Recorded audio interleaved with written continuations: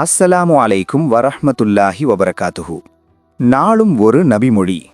உங்கள் வீட்டில் நிம்மதி இல்லையா? அல்லது ஷைத்தான் உங்கள் வீட்டை விட்டு ஓட வேண்டுமா? இதோ நபிகளாரின் வழி. உங்கள் வீடுகளை மண் அறைகளாக ஆக்கிவிடாதீர்கள்.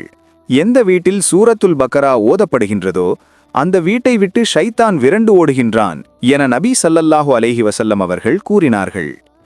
அறிவிப்பவர் அபூ ஹுரைரா ரதியல்லாஹு அன்ஹு அவர்கள். ஆதாரம் நூல் முஸ்லிம் 1330 780. இந்த நபிமொழியின் மூலம் நபிகள் நாயகம் ஸல்லல்லாஹு அலைஹி வஸல்லம் அவர்கள் இரண்டு முக்கிய கருத்துக்களை நமக்கு உணர்த்துகிறார்கள். 1. வீடுகளை மண்ணறைகளாக்காதீர்கள். மண்ணறைகளில் கபறுகளில் தொழுகைக்கோ குரான் ஓதுவதற்கோ அனுமதி இல்லை.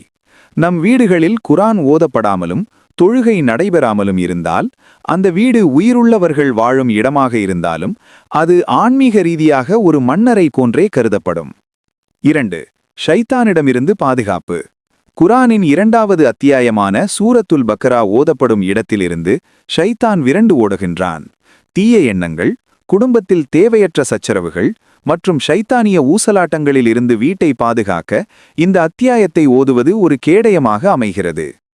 இன்று நீங்கள் குரான் ஓதினீர்களா? ஆம் எனில் அல்ஹம்துலில்லா என்று கமெண்ட் செய்யுங்கள். இது போன்ற தினசரி ஹதீஸ்களை பெற எங்களை பின்தொடரவும் சப்ஸ்கிரைப் செய்யுங்கள். பரிபூரண நன்மையை பெற மற்றவர்களுக்கும் ஷேர் செய்யுங்கள்.